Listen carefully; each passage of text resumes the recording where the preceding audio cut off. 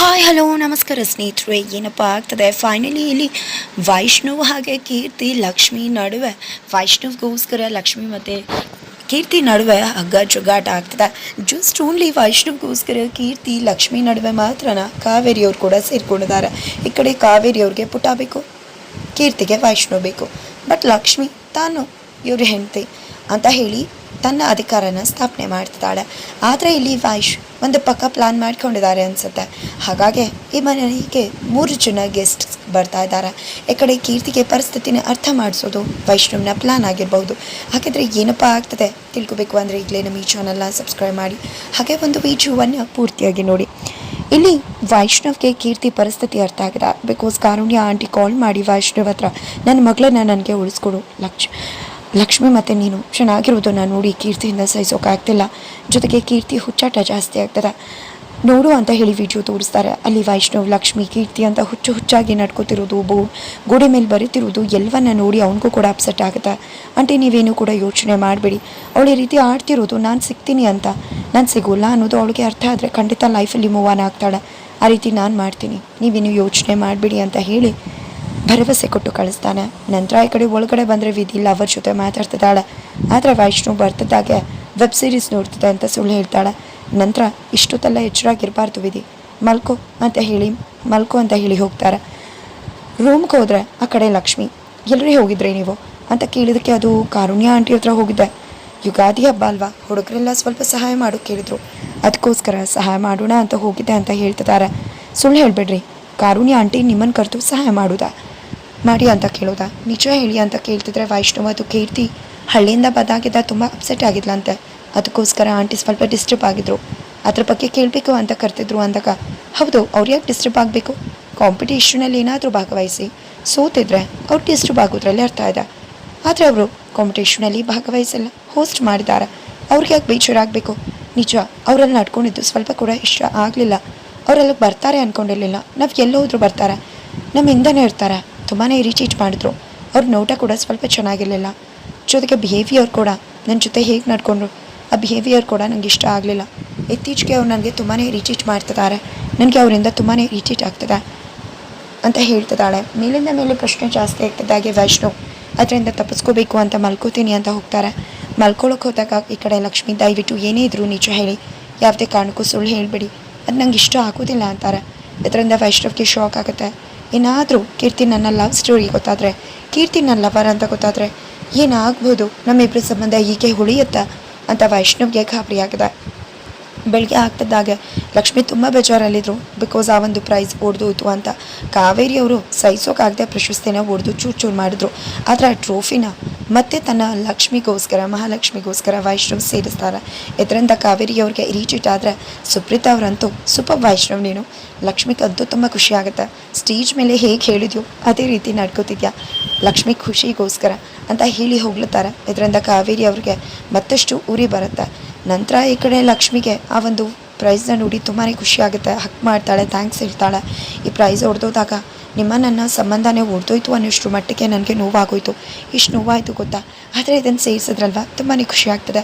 ಯಾವತ್ತೂ ಕೂಡ ನಮ್ಮ ಮಧ್ಯೆ ಯಾರೂ ಕೂಡ ಬರಬಾರ್ದು, ನಾವು ಯಾವತ್ತೂ ಇದೇ ರೀತಿ ಕ್ಲೋಸ್ ಆಗಿರಬೇಕು, ಅಂಟ್ಕೊಂಡಾಗಿರಬೇಕು, ಯಾರೂ ಕೂಡ ನಮ್ಮಿಬ್ಬರ ಮಧ್ಯೆ ಬಂದು ದೂರ ಮಾಡಬಾರ್ದು ಅಂತ ಹೇಳಿ ಐ ಲವ್ ಯು ಹೇಳ್ತಿದ್ದಾಳೆ. ಈ ಕಡೆ ಲಕ್ಷ್ಮಿಗೆ ದಿನೇ ಪ್ರೀತಿ ಜಾಸ್ತಿ ಆಗ್ತದೆ, ಈ ಕಡೆ ವೈಷ್ಣವ್ಗೆ ದಿನೇ ಪಾಪ ಪ್ರಜ್ಞೆ ಜಾಸ್ತಿ ಆಗ್ತದೆ. ನಂತರ 2 ಸಾರಿ ತೊಗೊಂಡು ಯಾವ್ದು ಹುಡ್ಕೊಳ್ಳಿ ಅಂತ ಕೇಳ್ತಾಳೆ. ಯಾವುದೋ ಒಂದು ಹೇಳಿದ್ರೆ ನಂಗೆ ಇಷ್ಟ ಆಗೋದೇ ಹೇಳಬೇಕು ಅಂತ ಟಿಪಿಕಲ್ ವೈಫ್ ಥರ ಹಠ ಮಾಡ್ತಾಳೆ. ನಂತರ ಈ ಕಡೆ ಕೀರ್ತಿ ಅಂತೂ ವೈಷ್ಣವ್ಗೆ ನಾನು ಲಕ್ಷ್ಮಿ ಥರ ನಡ್ಕೊಂಡ್ರೆ ಇಷ್ಟ ಆಗುತ್ತೆ, ನಾನು ಕೂಡ ಇನ್ನು ಮುಂದೆ ಲಕ್ಷ್ಮಿ ಥರನೇ ಸ್ಯಾರಿ ಉಡ್ತೀನಿ, ಅವಳ ಥರನೇ ನಡ್ಕೋತೀನಿ ಅಂತ ಮತ್ತೊಂದು ನಾಟಕ ಮಾಡೋದಕ್ಕೆ ಸಿದ್ಧವಾಗಿದ್ದಾಳೆ. ಈ ಕಡೆ ಲಕ್ಷ್ಮಿ ಅಂಕಿತ ಹಾಗೆ ಸುಪ್ರೀತಾ ಆಂಟಿ ಅಜ್ಜಿ ಎಲ್ಲ ಕೂಡ ಹೊರಗಡೆ ಇದ್ದು ರಂಗೋಲಿ ಬಿಡಬೇಕಿದ್ರೆ ಕೀರ್ತಿ ಸ್ಯಾರಿ ಹಾಕ್ಕೊಂಡು ಬರ್ತಾಳೆ. ಈ ಕಡೆ ಅಂಕಿತ್ ಅಂತೂ ಲೈವಲ್ಲಿದ್ದಾನೆ. ಅಷ್ಟರಲ್ಲಿ ಕೀರ್ತಿನ ನೋಡಿ ಶಾಕ್ ಆಗುತ್ತೆ. ಈ ಕಡೆ ಕೀರ್ತಿ ಹೇಗೆ ಕಾಣಿಸ್ತಿದ್ದೀನಿ ಲಕ್ಷ್ಮಿ, ನಿಂತರನೇ ಕಾಣಿಸ್ತಿದ್ದೀನಿ ಅಲ್ವಾ, ನಿಂತನೇ ಸ್ಯಾರಿ ಉಟ್ಕೊಂಡು ಬಂದಿದ್ದೀನಿ ನೋಡು ಅಂತ ಹೇಳ್ತಿದ್ರೆ, ಈ ಕಡೆ ಇದೇನಿದು ಹುಚ್ಚಾಟ ಅಂತ ಲಕ್ಷ್ಮಿಗೆ ಶಾಕ್ ಆಗ್ತದೆ. ನಂತರ ಅತ್ತೆ ಕೇಳೋಣವ ಇಬ್ಬರಲ್ಲಿ ಯಾರು ಚೆನ್ನಾಗಿ ಕಾಣಿಸ್ತಿದ್ದಾರೆ ಅಂತ ಅಂತಿದ್ದಾಗ ಈ ಕಡೆ ಲಕ್ಷ್ಮಿಗೆ ಇನ್ನೂ ಹೊರ್ತು ಹೋಗ್ತಿದೆ. ಅಷ್ಟರಲ್ಲಿ ಲಕ್ಷ್ಮಣ ದುರದರ ಅಂತ ಹೇಳ್ಕೊಂಡು ಬರ್ತಾಳೆ. ವೈಷ್ಣವ್, ಕೃಷ್ಣ ಅವರು, ಕಾವೇರಿ ಎಲ್ಲ ಇದ್ದಾರೆ. ಅತ್ತೆ ಮಾವ ಇಬ್ಬರಿಗೂ ಕೂಡ ಹ್ಯಾಪಿ ಯುಗಾದಿ ಅಂತ ಹೇಳ್ತಾಳೆ. ಯುಗಾದಿ ಹಬ್ಬದ ಶುಭಾಶಯಗಳು ತಿಳಿಸ್ತಾರೆ. ಅತ್ತೆ ಮಾವ ಅಂತಿದ್ದಾಗೆ ಗಾಬರಿ ಆಗ್ತಿದೆ ವೈಷ್ಣವ್ಗೆ. ನಂತರ ಹೇಳಿ ಅತ್ತೆ ನಾನು ಚೆನ್ನಾಗಿ ಕಾಣಿಸ್ತಿದ್ದೇನೆ, ಲಕ್ಷ್ಮಿ ಚೆನ್ನಾಗಿ ಕಾಣಿಸ್ತಿದ್ದಾಳ, ನಾನು ಕೂಡ ಲಕ್ಷ್ಮಿ ಥರನೇ ರೆಡಿಯಾಗಿ ಬಂದಿದ್ದೀನಿ, ಯಾರು ಚೆನ್ನಾಗಿ ಕಾಣಿಸ್ತಿದ್ದಾನೆ ಅಂತ. ಈ ಕಡೆ ಲಕ್ಷ್ಮಿ ಅಂತೂ ಉರ್ತೋಗ್ತಿದ್ದಾಳೆ. ಏನು ಕೀರ್ತಿ, ಏನು ಮಾತಾಡ್ತಿದ್ರಾ ನೀವು? ನನ್ನತ್ತೆ ಮಾವ ನಿಮ್ಮತ್ತೆ ಮಾವ ಯಾಕೆ ಹಾಕ್ತಾರೆ? ನಂತರ ನೀವು ಯಾಕೆ ರೆಡಿಯಾಗಿ ಬಂದಿದ್ರಾ? ನನ್ನ ಜೊತೆ ನಿಮ್ಮನ್ನು ಯಾಕೆ ಹೋಲ್ಸ್ಕೊತಿದ್ರ? ನಮ್ಮತ್ತೆನ ನಿಮ್ಮತ್ತೆ ಅಂತ ಕೇಳಿ ಯಾಕೆ ಕೇಳ್ತಿದ್ರ? ಹೇಳಿ ಅಂತ ಕೇಳ್ತಿದ್ರೆ ಮತ್ತೆ ರೂಮಿಗೆ ನುಗ್ತಿದ್ದಾಳೆ ಲಕ್ಷ್ಮಿ. ಅಲ್ಲಿ ಸ್ಯಾರಿ, ಇದು ನಿನ್ನ ಸ್ಯಾರಿನಾ? ಹಾಗಿದ್ರೆ ನಂಗೆ ತುಂಬ ಚೆನ್ನಾಗಿ ಕಾಣಿಸ್ತಾ. ನಿನ್ನ ಸ್ಯಾರಿ ತುಂಬ ಸಖತ್ತಾಗಿರುತ್ತೆ. ನಿನ್ನ ಸ್ಯಾರಿನ ನಾನು ವೇರ್ ಮಾಡ್ತೀನಿ ಅಂತಂದರೆ ಏನಿದು ಕೀರ್ತಿ ಅವರ ಹುಚ್ಚಾಟ? ಸ್ವಲ್ಪ ಕೂಡ ಚೆನ್ನಾಗಿ ಕಾಣಿಸ್ತಿಲ್ಲ. ನನ್ನ ಸೀರೆ ನೀವು ಯಾಕೆ ಎತ್ಕೊತಿದ್ದೀರಾ ಅಂತ ಕೇಳ್ತಿದ್ದಾರೆ.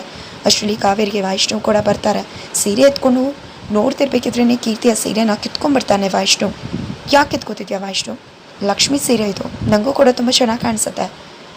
ನಾನು ಕೂಡ ಲಕ್ಷ್ಮಿ ಥರನೇ ಕಾಣಿಸ್ತೀನಲ್ವ, ಚೆನ್ನಾಗಿ ಕಾಣಿಸ್ತೀನಲ್ವ, ನಿಂಗೆ ಇಷ್ಟ ಆಗ್ತೀಯಲ್ವಾ, ನೀನು ನನ್ನ ಇಷ್ಟಪಡ್ತೀಯಲ್ವಾ ಅಂತ ಎಲ್ಲ ಹುಚ್ಚುಚ್ಚು ಥರ ಬಿಹೇವ್ ಮಾಡ್ತಿದ್ರೆ ಈ ಕಡೆ ಲಕ್ಷ್ಮಿ ಏನು ಮಾತಾಡ್ತಿದ್ರ ಕೀರ್ತಿ ಅವರ? ಯಾಕೆ ರೀತಿ ನಡ್ಕೋತಿದ್ರ? ಏನು ಮಾಡ್ತಿದ್ರ ಅಂತಗ? ಯಾಕೆ ಅಂದರೆ ನಿನ್ನ ಥರನೇ ನಾನು ಈ ಸೀರೆ ಉಟ್ಕೊಂಡ್ರೆ ವೈಷ್ಣವ್ಗೆ ನಾನು ನಿನ್ನ ಥರನೇ ಇಷ್ಟ ಆಗ್ತೀನಿ ಅಂತ ಹೇಳ್ತಿದ್ದಾಗ ಈ ಕಡೆ ವೈಷ್ಣವ್ ಶಾಕ್ ಆಗ್ತಿದ್ರೆ.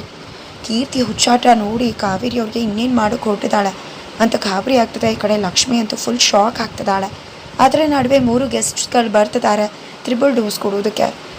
ಪ್ರೀತಿ ಅನ್ನೋದನ್ನು ಏನು ಅಂತ ಅರ್ಥ ಮಾಡಿಕೊಂಡು ತನ್ನೂರು ಚೆನ್ನಾಗಿರಬೇಕು ಅಂತ ಬಯಸಿ ದೂರ ಆದ ಚಿನ್ನು, ಗೊಂಬೆ ಹಾಗೆ ಚಂದನ್ ಮೂವರು ಬರ್ತಿದ್ದಾರೆ. ಹಬ್ಬದ ದಿನದಂದು ಎಲ್ರಿಗೂ ಕೂಡ ಸರ್ಪ್ರೈಸ್ ಸಿಗ್ತಾ ಇದೆ. ಫೈನಲಿ ಗೊಂಬೆ, ಚಿನ್ನು, ಚಂದನ್ ಮೂವರು ಕೂಡ ವೈಷ್ಣವ್ ಮನೆಗೆ ಬರ್ತಿದ್ದಾರೆ. ಹಬ್ಬದ ಸಂಭ್ರಮದಲ್ಲಿರೋ ಅವ್ರಿಗೆ ಒಂದು ಸರ್ಪ್ರೈಸ್ ಸಿಗ್ತಾ ಇದೆ. ಅದ್ರ ಜೊತೆ ಕೀರ್ತಿ ಕೂಡ ಇದ್ದಾಳೆ. ಕೀರ್ತಿಗೆ ಪಾಠ ಕಲಿಸೋದಕ್ಕೆ ಈ ಮೂವರ ಎಂಟ್ರಿ ಆಗ್ತದೆ. ಈ ಕಡೆ ವೈಷ್ಣವೇ ಚಂದನ್ಗೆ ತಿಳಿಸಿ ಈ ಮೂವರನ್ನು ಕರೆದು ಈ ಕಡೆ ಕೀರ್ತಿಗೆ ಅರ್ಥ ಮಾಡಿಸೋ ಪ್ರಯತ್ನ ಮಾಡ್ತಿದ್ದಾರೆ. ಬಟ್ ಕೀರ್ತಿ ಅರ್ಥ ಮಾಡ್ಕೋತಾಳ. ಈ ಕಡೆ ಅವ್ರು ಎಲ್ಲ ಬಂದಿದ್ದು ಕೂಡ ಮನೆಯವ್ರಿಗೆ ಖುಷಿ ಆಗುತ್ತೆ. ಹಾಗಿದ್ರೆ ಕೀರ್ತಿ ಮತ್ತು ವೈಷ್ಣವ್ ಲವ್ ಮಾಡ್ತಿದ್ರು ಅನ್ನೋ ವಿಷಯ ಲಕ್ಷ್ಮಿಗೆ ಅರ್ಥ ಆಗುತ್ತಾ? ಅಥವಾ ಕೀರ್ತಿ ವೈಷ್ಣವ್ ಮತ್ತು ಲಕ್ಷ್ಮಿ ಮದುವೆ ಆಗಿದ್ದಾರೆ, ಇನ್ನೂ ನನಗೆ ಅಲ್ಲಿ ಜಾಗ ಇಲ್ಲ ಅನ್ನೋದನ್ನು ಅರ್ಥ ಮಾಡ್ಕೊಂಡುತ್ತೆ ಅವರಿಂದ ದೂರ ಸರಿತಾಳ. ಜೊತೆಗೆ ಲಕ್ಷ್ಮಿ, ವೈಷ್ಣವ್ ಹಾಗೆ ಕೀರ್ತಿ ಮೂವರ ಈ ಪ್ರೇಮ ಕಥೆಗೆ ತ್ರಿಬಲ್ ಡೋಸ್ ಕೊಡೋದಕ್ಕೆ ತ್ರಿಬಲ್ ಎಂಟ್ರಿ ಆಗ್ತದೆ. ತ್ರಿಮೂರ್ತಿಗಳ ಎಂಟ್ರಿ ಖಂಡಿತವಾಗ್ಲೂ ಈ ಒಂದು ಸೀರಿಯಲ್ಗೆ ಒಂದು ಮಹಾ ತಿರುವನ್ನು, ಬಿಗ್ಗೆಸ್ಟ್ ಟ್ವಿಸ್ಟನ್ನು ಕೊಡುತ್ತಾ. ಇವರ ಎಂಟ್ರಿ ಆಗ್ತಿದ್ದಾಗೆ ಕತೆಗೆ ಒಂದು ಮಹಾ ತಿರುವು ಸಿಗುತ್ತಾ. ಯಾವ ರೀತಿಯ ಒಂದು ಟ್ವಿಸ್ಟ್ ತಗೋಬಹುದು, ಏನಾಗುತ್ತೆ? ಹಬ್ಬದ ಸಂಭ್ರಮದಲ್ಲಿ ಇವರು ಕೂಡ ಆ ಮನೆಯ ಹಬ್ಬದಲ್ಲಿ ಭಾಗಿದಾರರಾಗಿ ಈ ಕಡೆ ಕೀರ್ತಿಗೆ ಏನೆಲ್ಲ ಅರ್ಥ ಮಾಡಿಸ್ಬೋದು. ಲಕ್ಷ್ಮಿ ಕೀರ್ತಿ ನಡುವೆ ವೈಷ್ಣವ್ಗಾಗಿ ಕಾದಾಟ ಶುರುವಾಗಿದೆ. ಆ ಕಾದಾಟದಲ್ಲಿ ಗೆಲ್ಲೋರು ಯಾರಾಗಿರ್ತಾರೆ, ಇದೆಲ್ಲವನ್ನ ಕೂಡ ತಿಳ್ಕೋಬೇಕು ಅಂದರೆ ಈಗಲೇ ನಮ್ಮ ಈ ಚಾನಲ್ನ ಸಬ್ಸ್ಕ್ರೈಬ್ ಮಾಡಿ, ಹಾಗೆ ಒಂದು ವಿಡಿಯೋವನ್ನು ಪೂರ್ತಿಯಾಗಿ ನೋಡಿ.